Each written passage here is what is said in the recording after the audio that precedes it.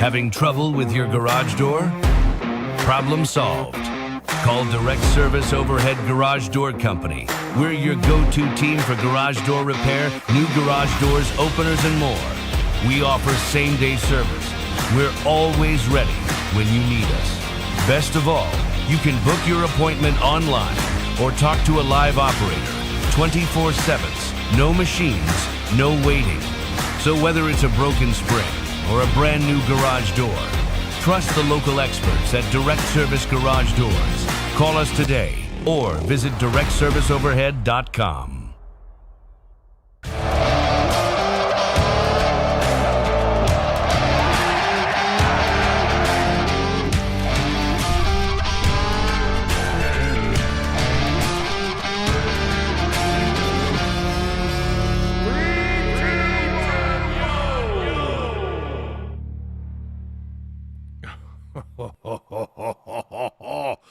What's going on, everybody? Welcome. We're back for another night. We're 2 nights in a row. Football season definitely in the air, baby. Back-to-back nights. Are you kidding me?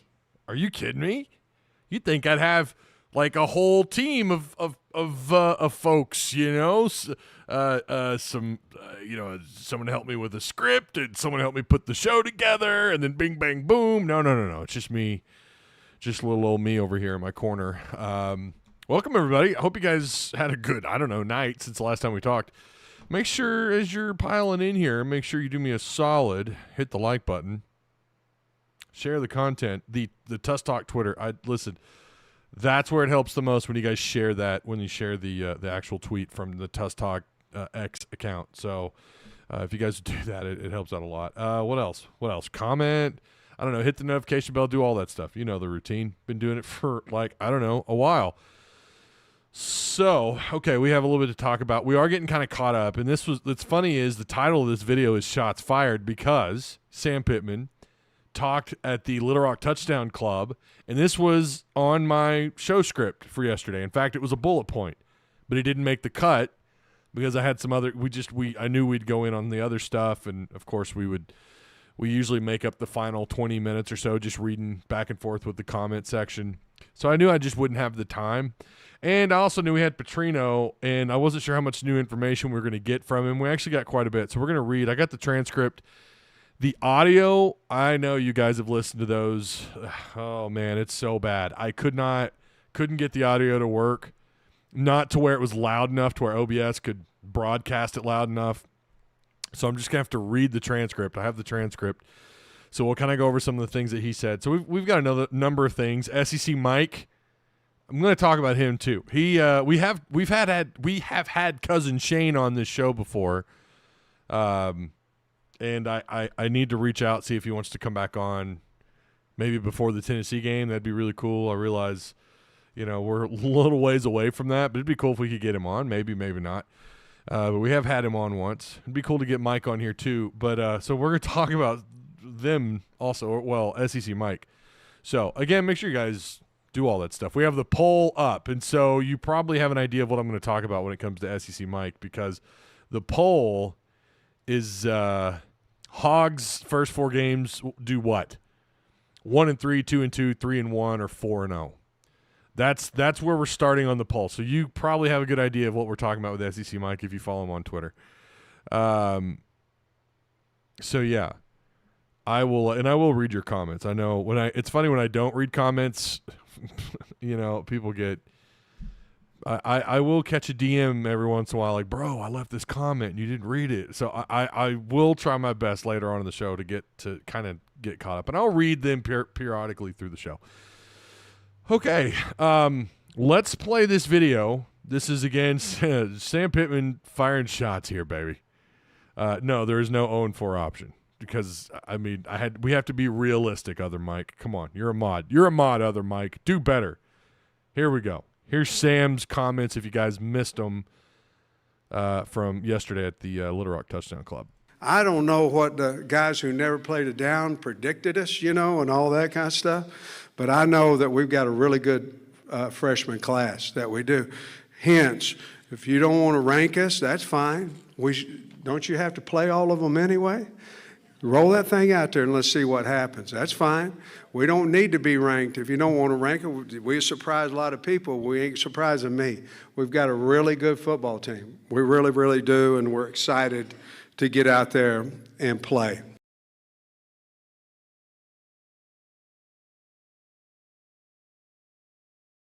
There we go.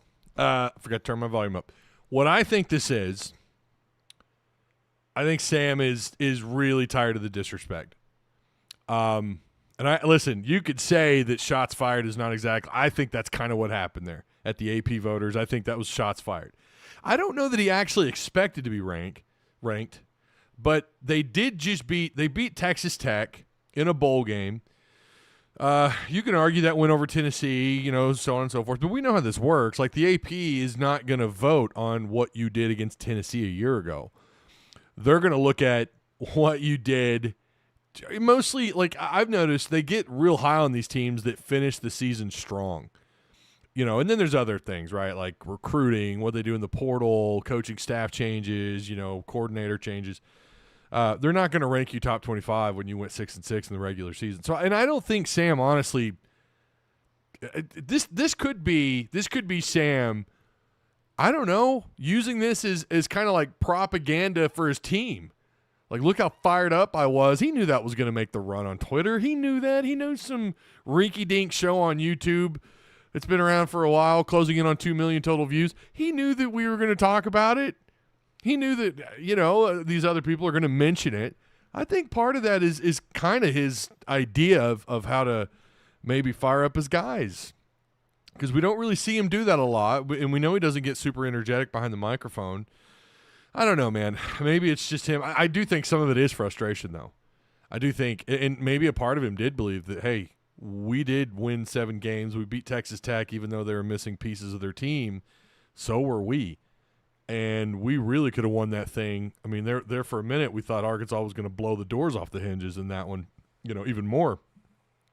So give us the respect that we deserve. I do think it was kind of shots fired to a degree. I do think that this, and maybe not even just at the AP, but anyone who's been in on the talk about how bad Arkansas, maybe whatever, with the offensive line, lack of a good pass rush, being in the bottom in almost several, not all defensive categories, but a lot of defensive categories, whether it's TFLs, sacks, total yards. I think scoring defense ended up being, you know what? I actually don't remember. I have that written down somewhere for the show next week, but I'm not going to go piling through it all, as I've been putting that list together for months, trying to get this all sorted out. Don't forget, next Monday we're going to do it. We're going to talk about Arkansas's wins and losses. I don't know if I want to go game to game and say that's a win, that's a win, that's a loss, I don't know if we're going to do it that way, or if we're just going to talk about the realm of possibility. Maybe it's both. What I hate about doing this, the game by game, what I hate about doing that is, even with all the information that we have at the end of fall camp, that doesn't mean that we know anything about this team.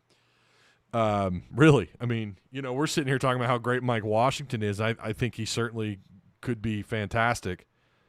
I don't know. Maybe Rodney Hill surprises everybody, and all of a sudden he's getting the majority of carries. Maybe Braylon Russell takes that one spot back. I'm back, Ty. Coach needed to do this. Good for him. Yeah, I agree, Philip. I agree. It's a good. I mean, again, if it's propaganda, it's propaganda. Whatever. I'm glad that he's up there showing a little bit of fire. That's the other thing no one's talking about. Like, he goes down to the Little Rock Touchdown Club and he showed a little bit of fire there. Like, don't rank us. Fine. We'll show you what we can do on the field.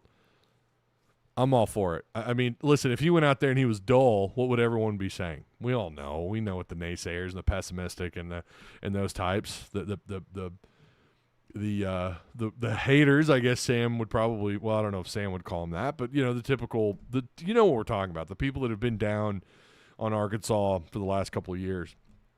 But it doesn't really matter. We know what those people would say. And then you've also got the other side of it, the people that think, well, no, we're going to shock the world 9-3, 10-2. And, those are two sides of the same coin. They kind of go to one extreme to the other. Yep, tough being off Highway 4. Highway 4 and a Hog fan. Yeah. Taylor Green will be RG3 this year, says Hog Wild. Wow. Okay. All right. I mean, I don't know. I've learned along the way to not to just you never say never, right? Who knows what kind of numbers he could put up year 2 in this offense, right? Mike of them says it's about time Sam got tired of the disrespect. There it is, buddy. I'm telling you, I'm not the only one that saw this. I'm not the only one. I don't know. I haven't listened to what the other media folks have had to say about it, but I don't know, man. I'm gonna be called a sunshine pumper for Sam, aren't I? Delusional is people are expecting Arkansas to beat Ole Miss, says Manny C. Manny, tell me why you think that that's like a delusional take. What I try to do here is I try to give you my reasoning.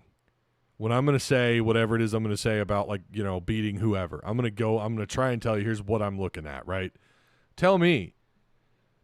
It's been a while, Manny. It's good to see you back in proper form. Tell me why that's delusional. What do you know about Ole Miss, Manny? Tell me. I'd love to know because I've done some research. I don't know that I would say that that's necessarily delusional. But so go ahead, Manny. Fill us in. Tell us why you think that's delusional. We're here to have the debate. That's what we do here. What's going on, Kelly?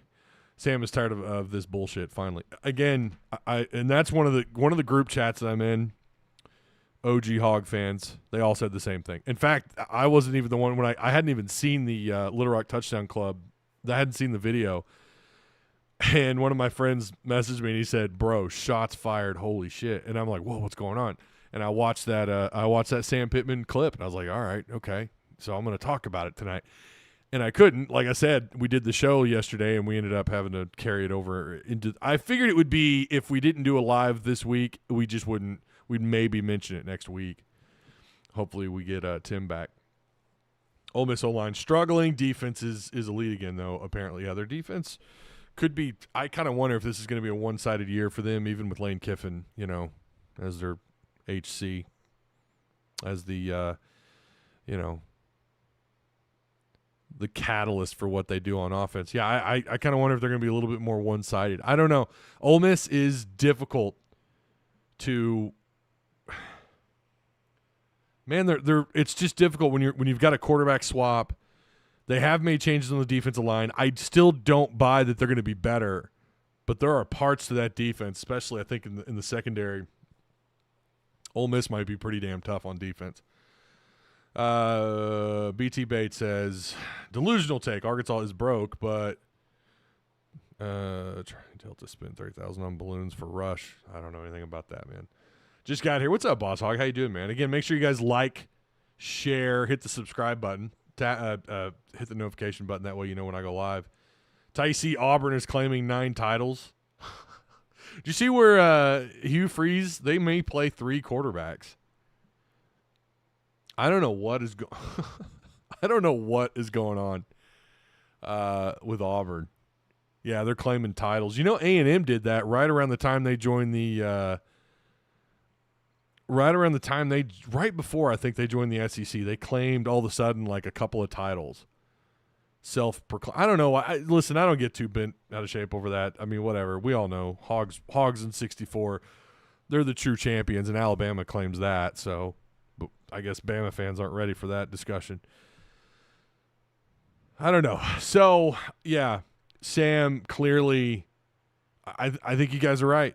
I think that was kind of maybe a shots fired right over the bow. Not that the AP, it's not like who's going to come out and say what. Maybe there's going to be some voters. Maybe someone will come out in the media and be like, well, But, again, I think, to me, it was more than just them. I think what I believe that was shots fired to the doubters. I think he really does. We've listened to every coach speak to this point. And every one of them are the most confident. And some of these guys who've been here more than just 2 years are really liking what they're seeing. Now, obviously, you're talking about guys on the defense, and when we talk about the linebackers, there's definitely a smile on the face. I think the secondary, they're very big on, like we mentioned yesterday, they're very high on the fact that these guys are, 6'2", 6'3". You got Larry Worth roaming around back there. Worth is a really good player, by the way. Freakish athlete, just an incredible athlete. But, yeah. So they do believe that they're better. Obviously, there's some bias in there. It's their team. But then when you look on the offensive side of the ball, and we listen, I watched, I was in on those Zoom calls last year. I watched so much footage of these coaches talking about this team. Don't remember it all, but I do remember them. The verbiage has changed this year. And even you guys, a lot of you, and you know who you are. You're either texting me, DMing me, you're talking in Discord, you're talking in Patreon chat.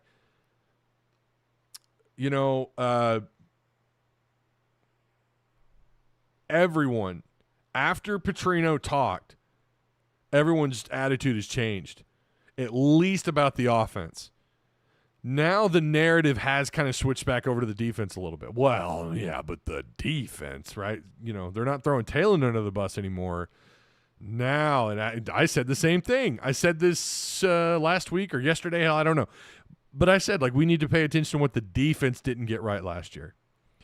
But since Petrino and Pittman, I guess, since the more we've heard about this offense, about these explosive plays, the narrative is changing. People are starting to buy in. Now, I did hear about Josh Pate. He was on some podcast. I wasn't really going to talk about this because I briefly listened to it. I don't even know what podcast it was, to be honest. But these guys were really throwing Arkansas under the bus, I guess, saying that, someone's got to be at the bottom, basically, and that, maybe winning 7 games or 8 games a year is okay or whatever. And I think Pate kind of stood up for Arkansas a little bit. I kind of wonder, again, going back to what Pittman said, I kind of wonder if Pittman – listen, I think he does watch a lot of social media. I think he does. Maybe it's in the offseason. Maybe it's not. I wouldn't hope that he's sitting around fall camp looking at his phone and getting pissed at what people are saying to Josh Pate in interviews. I would hope that's not what he's doing. Again, it goes back to I think that, again, the narrative is that this team's going to be – the over-under on this team is 5.5, right? It's 5.5. So these guys are throwing Arkansas under the bus, and Pate kind of stands his ground a little bit there, kind of talking about Arkansas. And I didn't get a chance to see the reaction to that. I am curious what Hog fans had to say who replied to that tweet. But listen, you're in the SEC, and I get that there's always going to be a Vanderbilt, and maybe that is Mississippi State. And based on this year, we're going to learn even more about Arkansas and about the situation they're in this year. And maybe Arkansas has replaced Vanderbilt. Maybe Vanderbilt has, and I don't think this is the case, but maybe that's kind of the point these guys are making anyways, that Arkansas is now at the bottom of the SEC. And so to tell fans, hey, every once in a while, 7-8 wins is fine. No, you're not going to tell the Razorback fan base that. No way in hell. They're never going to accept that. And nor should they. Because here's the thing. I don't care how long ago it was, and I realize we're in a different era of college athletics. But you should always strive to be – your ceiling needs to be something that you've done before. And more than once. More than twice. You've been pretty competitive. How many times has Arkansas won the SEC West? And I would argue there were times where the defense, I think, might have been better overall in this conference, and Arkansas still found a way to win. Still produced players, and again, not that we've got a Darren McFadden anywhere, but they've produced players like Darren McFadden, Peyton Hillis, Matt Jones. You pulled a Felix Jones out of Tulsa, Niall Davis out of where was he from? Missouri City, Texas. Is that right? Alex Collins out of Florida. And again, that's a different era, and I understand that we're in a whole new era. But look who they've pulled out of the portal. So you're going to tell me that Arkansas should just, I realize they're not pulling out top 5 classes out of the portal, but they've done pretty decent. There's been some pretty decent additions out of the portal. I mean, Tesla ended up being a freak, even though they just didn't know how to use him. Drew Sanders, I go back to him. What a get. Xavier Sori, a hell of a get out of the portal. So I don't know. In the age of the transfer portal, And the fact that Arkansas just needs something to be excited about, and the NIL or the money going to the Razorback Foundation and all that, imagine going just 8 wins this season when nobody, again, the over-under at 5.5. At 5.5, and you're going to tell me that if Arkansas goes out and wins 8 games, and let's say the 4 games they lose, maybe they lose to Notre Dame in a final fourth quarter battle, and they don't get absolutely just shit on by some of these other teams like Texas and LSU. That means you probably beat both Missouri and Texas A&M in the same year if you're winning 8 games. Maybe not. Maybe you split those and you get a win somewhere else that you're not supposed to get. You're going to tell me that all of a sudden maybe the money doesn't start to produce a little bit better, and then Arkansas is just going to be at the they're at the proverbial bottom forever. That's just not going to happen in Fayetteville. It's not going to happen. So I think that's what they were saying. Maybe I'm misreading it. And again, I only listened to it once. And I heard that, and I thought, wow, they're really setting the standard low. I mean, Sam, by the way, has already won 9 games. Not that long ago. He won 9 games, and he beat Penn State. He beat Jerry Franklin in the Outback Bowl without some big-time players, without Burks. So I don't know, man. I just maybe we're all kind of Sam Pittman when we heard that. But again, he did say specifically to the people who are voting. I know. Manny says, I love my Hogs, but I have them at 4-8, 7-5. Well, that's a pretty decent gap, though, Manny. I mean, that's 3 games. 4-8 to 7-5. That's a pretty good gap.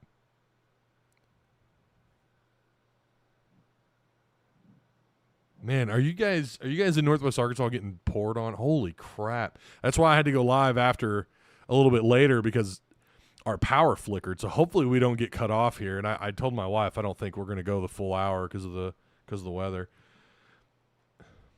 Curtis Tate. Oh, we beat Penn State 5 years ago. What a joke. All right, Curtis. The point is that they have done that. They have beaten since 2020. They have won 9 games with the guy that Curtis, look me in the eyes, buddy. With the guy who is the head coach right now. With the same guy that was the head coach then is the head coach now, Curtis. Maybe you're a bit behind. I heard that if other Power 4 teams had Arkansas' schedule, they would win only 7.1 games. Don't understand the 0.1. But that's definitely what it said. Okay. John Oliver says I've been seeing where'd it go? I've been on 5-7 all off season, but going into week 1, I'm flipping to 7-5. Okay.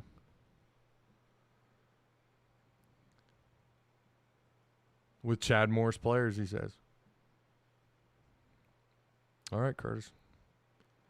It's kind of crazy. The closer or as we get towards the end of fall camp, it draws out more like just, I don't know what it is, like the most pessimistic people. I don't get it, guys.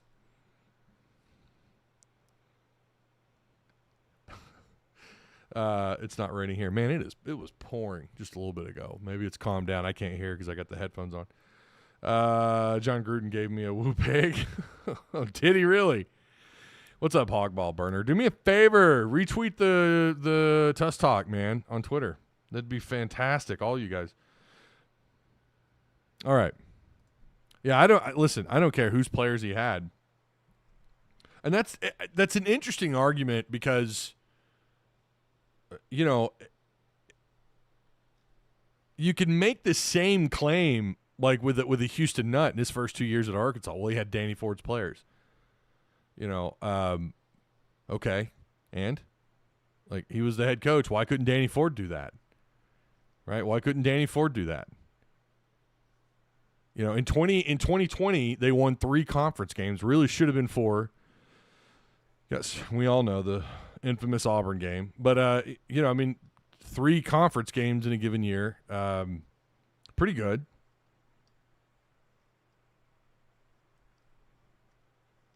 Chad was awful. I get that, but again, the point is that I mean, I don't know. You tell me, was the Dan Enos hire was clearly just awful. That's not knowing your personnel. That's not knowing your quarterback.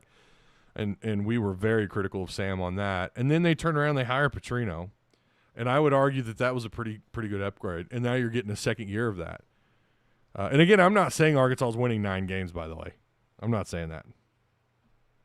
You're going to have to wait till next week when we talk about that. When we get into the schedule. I'd be happy with 7-5. Oh man.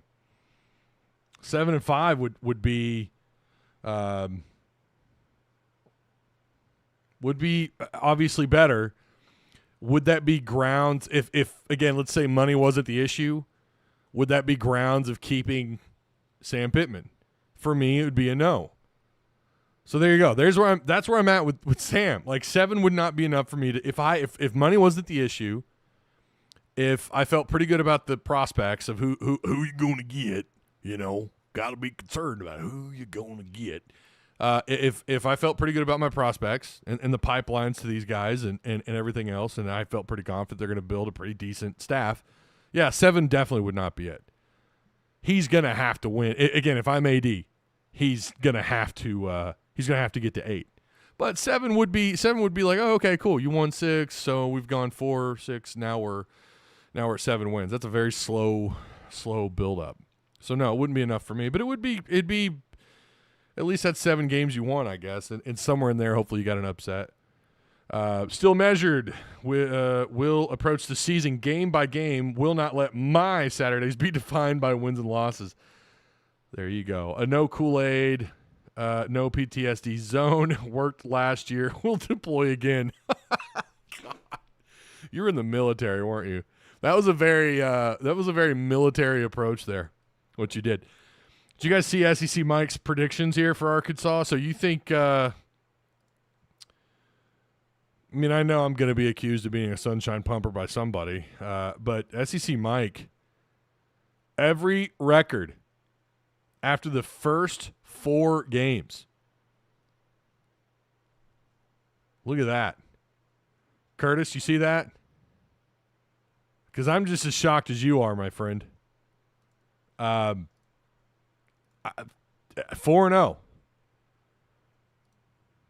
So that's Alabama A&M, Arkansas State down in Little Rock, at Ole Miss, which will be a night game, by the way, 6 or 6:45 p.m. We know how they do down in Oxford. Would prefer that to be a 6 p.m. kickoff, but whatever. And so that's on the 13th. And then the 20th on the road at Memphis, who was good last year, but there's a lot there to discuss. Again, we'll do that next week. That's what SEC Mike has Arkansas going 4-0.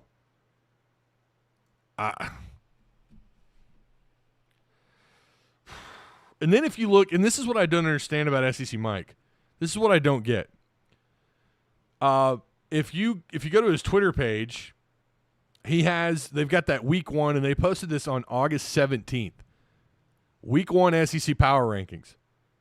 Texas 1, Georgia 2, Alabama 3, A&M 4. That's way too high for A&M. I'm sorry. There's no way. I'm swapping LSU for that 4th spot. But anyways, A&M at 4, Oklahoma at 5, LSU at 6. I do like Oklahoma. I'm not going to lie to you. Actually, I almost kind of want to put Oklahoma in my top 4, but whatever. South Carolina, overrated. I am so tired of hearing about their quarterback, who on paper and on the stat sheet and everywhere, watch them play. I don't know why they think that this quarterback is like the next. They've got the next Tim Tebow at South Carolina, and I'm just not buying it. I'm not saying he's going to be bad. He's going to probably have a better year, and he was impressive last year. But they are betting everything on South Carolina. I don't know that I have an issue with them being at 7th on this. And again, it's a power poll, right? It's not a rank necessarily. It is a power poll, but they're betting so much on that quarterback. Ole Miss at 8th, Florida 9, Tennessee 10th, Missouri 11th, Auburn 12th, Arkansas at 13th, Vanderbilt at 14th, and then Mississippi State, Kentucky make up the bottom 2. with Kentucky being in 16th. 4-0. You're going to beat Memphis on the road. A hungry, wanting to smack Arkansas in the face, Arkansas State team down in Little Rock. Which, okay, I think most of us would pick Arkansas to win that. Don't know what I would do as far as the spread, or what percentage I would give or whatever. The FPI, who cares? But when you're talking percentages. But then you're going on the road and you're beating Ole Miss, who you have, not that they're high on Ole Miss, they do have them at 8th. If you're going to start 4-0 and your power ranking is at 13th for the Razorbacks, I don't get that. I don't understand that. And I actually did not see their power rankings until after I saw their where they had Arkansas for their first 4 games, like what I just showed you on the screen here. And then when I saw their power rankings, I'm so confused. Like, wait a minute, is this an older post? What is this? No, this is from August 17th, and this is from Michael Bratton from SEC, or SEC Mike with Cousin Shane. I wonder what Cousin Shane, if he's got his up. I'd like to see his power poll, but or power rankings, whatever. The Texas at 1, I don't have a problem with. I mean, I think most of us, some might switch Georgia and Texas. Some people are pretty high on Alabama, but don't know that I'd put them at first. But, yeah, I don't know. I don't get it. But 4-0 is kind of crazy. So you guys, a lot of you agree with him, though. 42% of you say, yeah, they're going to start off 4-0. Sham Hip Man says 8-4. John Oliver says A&M goes 9-3 or better. I don't know. I really thought A&M got off to a hot start and then they just kind of flatlined. I don't know. Matt says 4-0. We win 8 games. Okay, 8 wins is on the table for sure, says Matt. Tusky 6693 says I don't think ASU will be competitive. Honestly, Memphis and Ole Miss will be the early. For sure, yeah. And it only gets tougher from there. Yeah, once you get done with Memphis, it's just get ready for the roller coaster ride, baby. It's on. I mean, and hell, Memphis is tough in its own right. Going on the road and traveling there, thank God it's not that far of a drive, especially for people over in East Arkansas. So it's not like you're traveling to, the Carolinas or anything. But, yeah, Elko's a good coach. I do like Elko, and I would have loved Elko to end up as a Razorback head coach. I would have loved Elko. What he did at Duke, no doubt. Whatever's needed for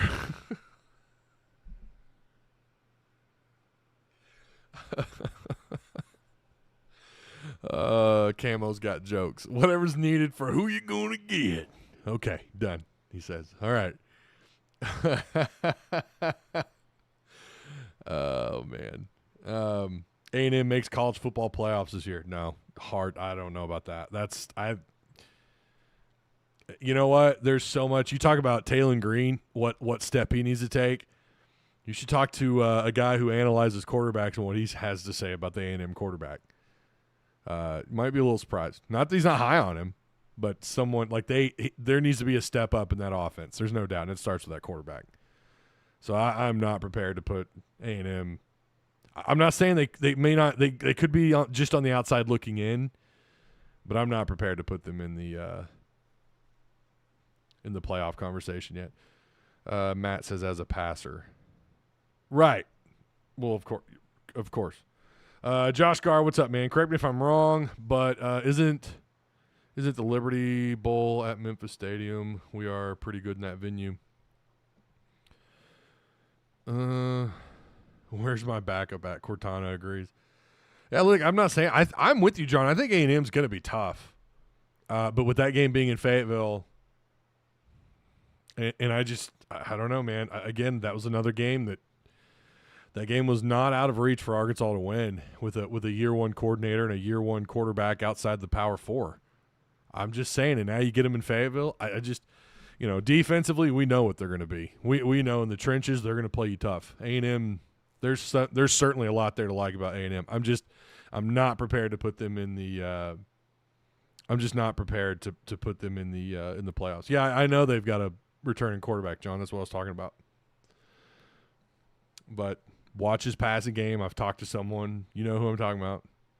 He's got a lot to develop in that part of the game. Yeah, I agree. Ty, I'm just ready to watch some Arkansas football. Oh, okay. Well, all right. There's that, I guess. Crash Out says. I'm with you. Bobby Petrino talked today, and I don't know where my email is with my – hold on. Where'd it go? There it is, transcript. All right. He was asked about and we won't read all of these because, I don't think he talked for very long. Again, the audio was atrocious. I could not hear it, so I requested the transcript, and I got it. So, scrimmage takeaways. They asked Bobby about the scrimmage, what he thought. Bobby says, I was happy with some of the things that we did out there on Saturday, certainly. I like the way our running backs are running the football. Our quarterbacks did a good job on decision-making and distributing the ball through a very, very high percentage. We missed a few things in the run game as far as our technique and our assignments by the offensive line. Now, this is on par with Bobby Petrino when you're talking about him, kind of critiquing the offensive line. Like, there's a lot of work there that needs to be done as far as for him, right? For him, they're probably only 50% there. As far as, like, what he wants them to be as far as, like, perfection. He's always, especially in pass blocking, when in reality he's going to tell you, I like where our offensive line is. But I've always gotten this in my head. I've always thought, yeah, he's 50% on the offensive line, which could mean they're full of all-conference players, and he's just still not happy because of technique. He's a very it's not just X's and O's. It's like even deeper than that for this guy. I mean, he's known for picking out, the smallest of details when watching film. So, I mean, listen, this is fine. None of this is like, oh, no. This is just him kind of letting you in his brain for a second, right? But, again, he's talking about technique. We missed a few things in the run game as far as our technique and our assignments by the offensive line. I would love to have – let's see. I would have wished we could have been cleaner. Again, talking about the blocking. The running back made up for him a little bit in our run game, pass protection-wise. I thought we had a very good day in the scrimmage, and that's great to hear him say that. But I think we need to be we just need to be more consistent in the run game than we were. We had some receivers make plays, so overall I thought it was a good scrimmage. Again, he's not if I think if it were bad, and it is entirely possible that Pittman, to his coaches, most likely in person, I wouldn't imagine through emails, maybe through emails, I don't know. He's telling them, like, yeah, we need to be as positive. We need to put a positive spin on everything. Yet, I can remember, again, going back to last year, the verbiage was different. And they're using it seems to me like, again, as we've been, and we're going to beat your head over this some more, they are obviously excited about the offense. And I think it is genuine. I don't think this is made up. I think Bobby feels pretty good. Again, he's in that we're going to critique the smallest things because we want to be as close to perfect as humanly possible. He does go on a bit about who are your go-to receivers. Have you started narrowing things down? He says it'll probably be this week. Start working itself out a little bit more. You go into some situation work this week and game plan stuff, and still go ones versus ones. So you get that competition. But Monty, yeah, there he is again. Monty still had another big game, a big day out there. Made a lot of catches, did a good job running routes, ran after the catch. I was so happy with him. CJ had a big touchdown for us with the run after the run after catch. Yeah, okay, for us and run after the catch. Jay Brown had a big day. I thought he felt good about it. He looked fast out there. Yeah, he should, right? Pretty quick guy. And the thing is about him, he is fast. So as long as he knows exactly what he's doing, he's gonna play like that. And that was good to see. Some of this is, again, you guys know I used to read these transcripts last year, and sometimes you're typing in a hurry and it's a couple of words are out of place, so you're trying to make sense of it. Let's see. He looked really good. He looked like he knew the offense and better. He made plays. He did say, and Pittman or Petrino says this about Omega Blake. He said Omega Blake had kind of a tough day as far as getting balls thrown to him. It just didn't work out. When you called the play for him, the progression took us somewhere else. Okay, so he's talking about just the reads that Green's making. Looking at his targets, going through his reads. So let's see. When you called the play for him, the progression took us somewhere else. And I like to see him get more opportunities to catch the ball, but he just couldn't. He just didn't get him done. That probably isn't. I don't know if that's right. I tried to listen to the audio to match up some of this, and I could not hear it. Let's see. He talks about Talon. Overall, there's some improvement there, and there's some things he liked to see. He does talk about his he didn't have the same yards as he did in the first scrimmage, same touchdowns he had in the first scrimmage, but his performance was much more consistent in throwing the ball and accuracy. But I wanted to read. Here is the part that I really wanted, and there's another piece too here about the tight ends, but I want to read about the quarterbacks, about QB2. I think this was Tom Murphy. I think I could make that out. It sounded like it was Tom Murphy that asked this question. I could be wrong. You had Malachi prepared for backup moments last year, so they're asking about KJ. Where is he at as far as his development, or do you feel as comfortable, whatever? Petrino's response is, getting a lot more comfortable with him and really starting to understand, what the package will be for him, and not only in the pass game but in the run game. Yeah, we know he's a runner.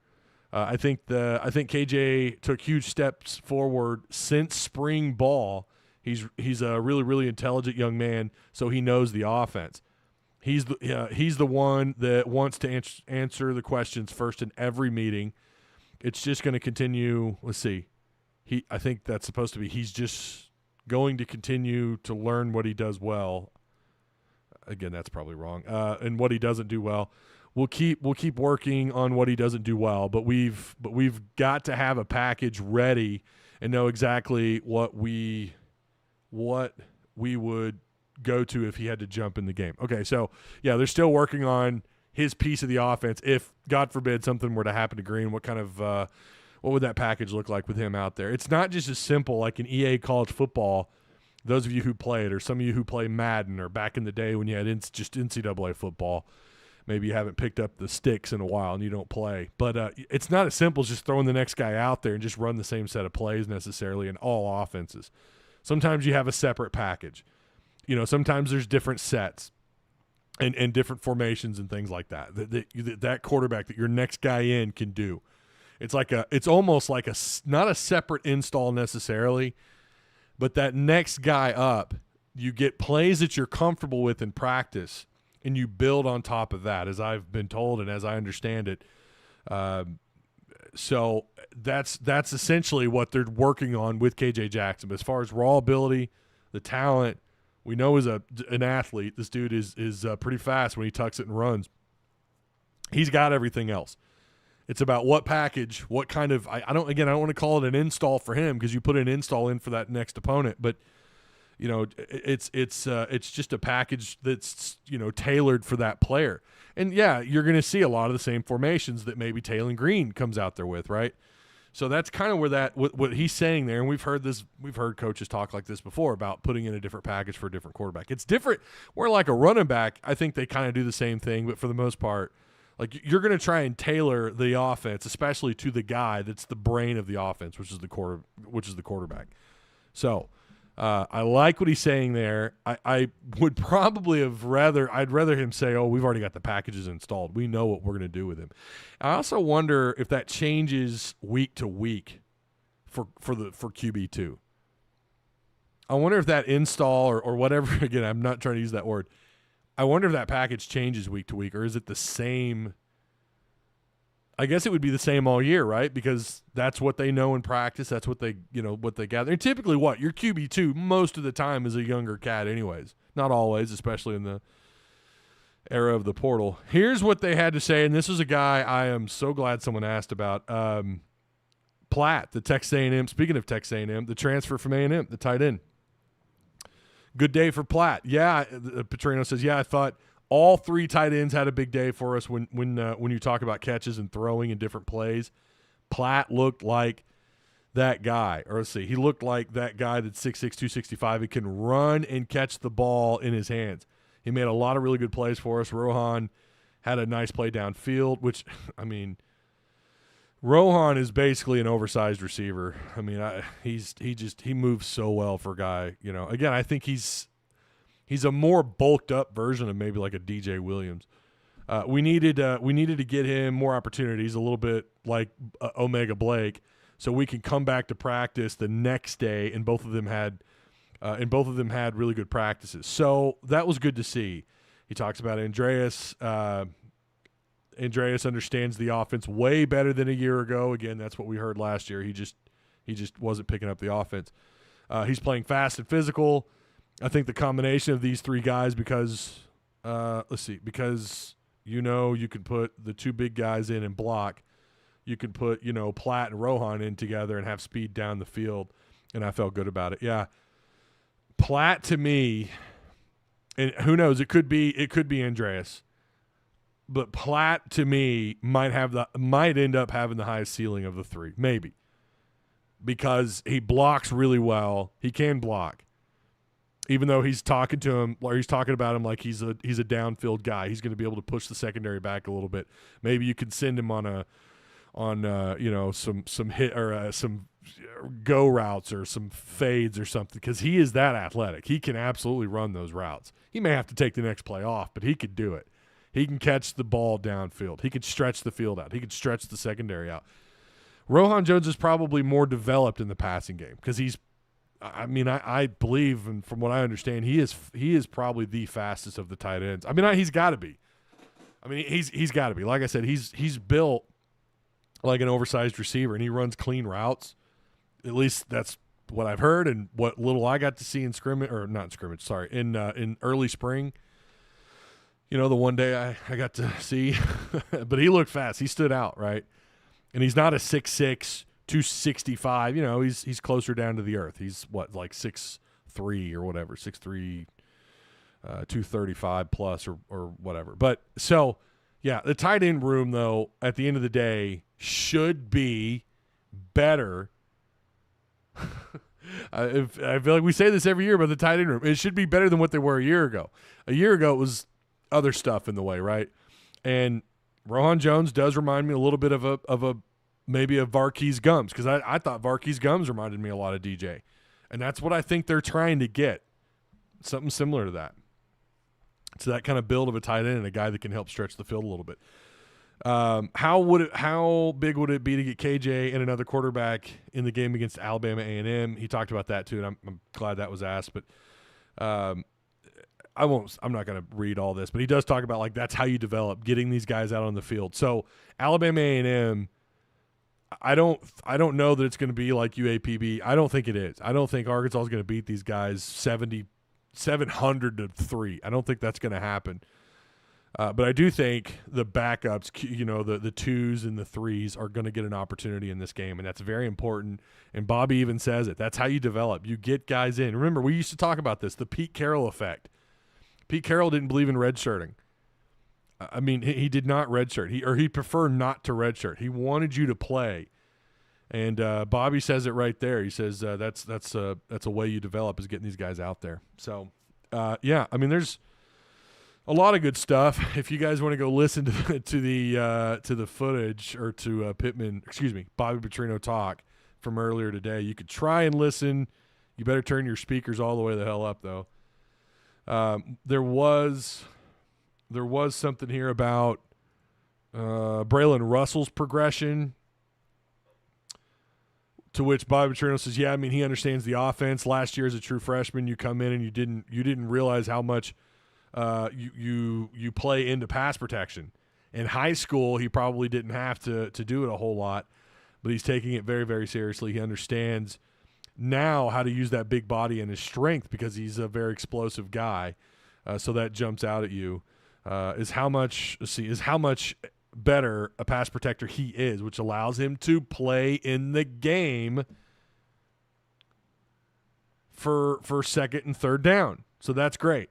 Yeah, you've got to in a Petrino offense, your running back better know how to pass protect. Period. I mean, yeah, in every offense, right? I mean, you want your running back, if he's not off running wheel routes or whatever, you want your running back to help protect your quarterback.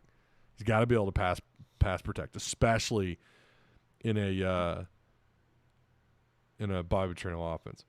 If you had a week 0 game, how you feeling? Petrino's response, really simple. I feel good about it. We're getting closer to where we need to be. He's never satisfied. He's never like, no, we're good. I don't know that I have ever, as his time as the head coach here for 4 years at Arkansas and his, little over a year now of being the offensive coordinator here, I don't know that I've ever heard him say, no, we're good. No, we're done. And to be fair, a lot of coaches won't do that, but especially with him, just being that offensive mind that he is, and a guy that just picks apart these playbooks and wants everyone to be on the same page as him, and then it's all about technique and everything else. It's the attention to detail that just separates. It's what separates, and I'll say this, the Eric Musselmans in basketball. It's what separates Eric Musselman from a lot of coaches in the sport. Coach Cal, same thing. Petrino with football, same thing. So, I a lot here to there was a lot today, but not as much as the last time we got to hear from him. But yeah, they're getting things figured out. He also did say, and he was asked, I'm not going to read it, but he was asked about the right side of the line of scrimmage and how cemented it was, and he said it's not over. Battle's not over. I think they were talking about the right tackle spot, and that's not for sure just yet. So there's still kind of a battle. Oh. Did I disconnect? Oh, my God. Did you guys see that? Holy cow. Am I still connected? Holy cow. Dude, that sounded like it landed in my driveway. Are we still here? Damn. That sounded like it hit my car. I mean, not my car, but my driveway. Okay. Matt says, damn. Are we back? Okay. Someone's asking me if I'm dead. Is this heaven? Dude, that was wild. Okay. So I think we're going to get close to wrapping it up here. But thundering down here in Frisco, Texas, too. It's drought season, so we need it. Oh, Lord, man, we need it bad. We need it bad here. It's so hot. I know what this means, though. It's going to bring humidity in the morning. But the temperature did drop to it went from 93 to 84 in no time. So, oh my God, Curtis. Oh, man, that was wild. I've never had that happen on a live show. All the years I've been doing this, I've never had that happen before. So we better wrap this thing up. Again, take the poll really quick on your way out, or as we're starting to wrap this up. Hogs, first 4 games, 39% of you say 3-1. I think that's pretty fair. I mean, I'm not saying I agree with it, but I think that's fair. I think 3-1 is fair. You could see the flash. Could you really? Could you? Oh, man, I'm going to have to go back and watch that. That was wild. It might happen again because it's been doing that off and on for the last several hours. So, yeah, it's a sign from God. What's he telling me, Clay? What's he telling me? What's that? That I better pick Arkansas to go 10-2?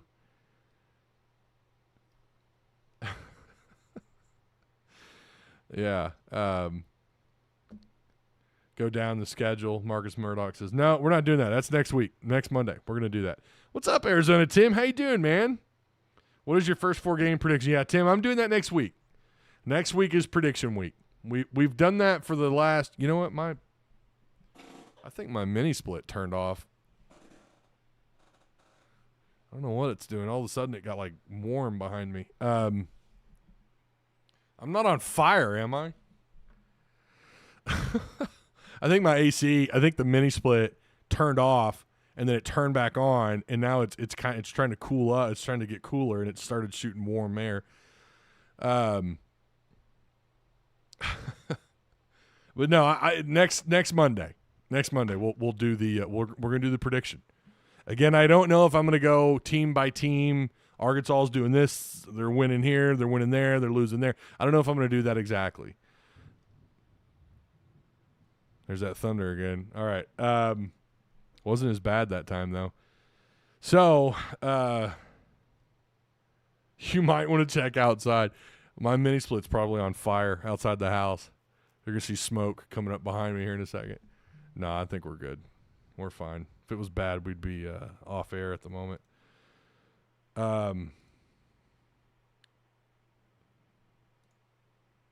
Yeah.